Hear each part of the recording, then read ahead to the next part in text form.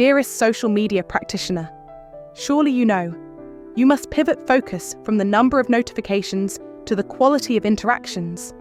After all, it is not the clamour of countless messages that makes one a true connoisseur of social media, but the refinement of each engagement.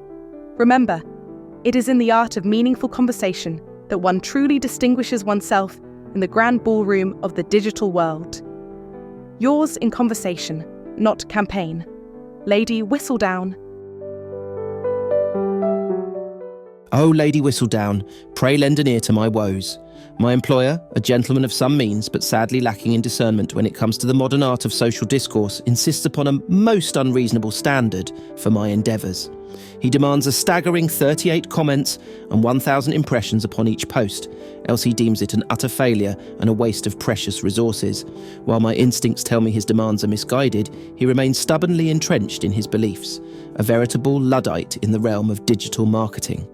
Alas, how does one convince a man blinded by his own ignorance? What course of action would you recommend, dearest Lady Whistledown? I await your sagacious counsel with bated breath. Dearest social media practitioner in distress. Oh, how my heart goes out to you in your plight. It is indeed a most unfortunate predicament to be ensnared by the whims of a gentleman who lacks the foresight to comprehend the true nature of digital engagements. Such lofty and arbitrary demands as 38 comments and 1,000 impressions per post are, alas, but the folly of one unversed in the delicate dance of modern social discourse. Yet fear not, for there is hope even in the darkest of circumstances.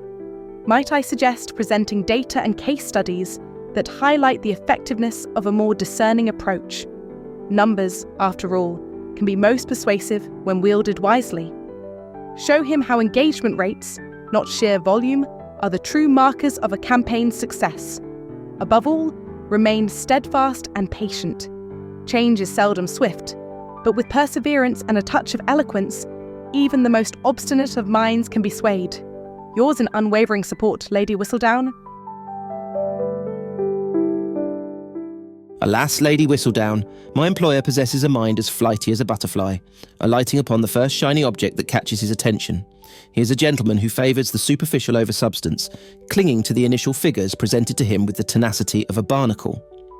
To request he consider the nuances of context and the quality of social interactions is akin to expecting a fish to sprout wings and take flight. He is, I fear, one of those individuals who allows his passions to guide his judgments, yet deludes himself into believing his decisions are rooted in logic. Present him with empirical evidence that contradicts his emotionally driven conclusions and he retreats into a shell of obstinacy. In truth, he is a most vexing individual, a thorn in one's side. Yours in perplexity, Lord Williams, 25th Earl of Sandwich.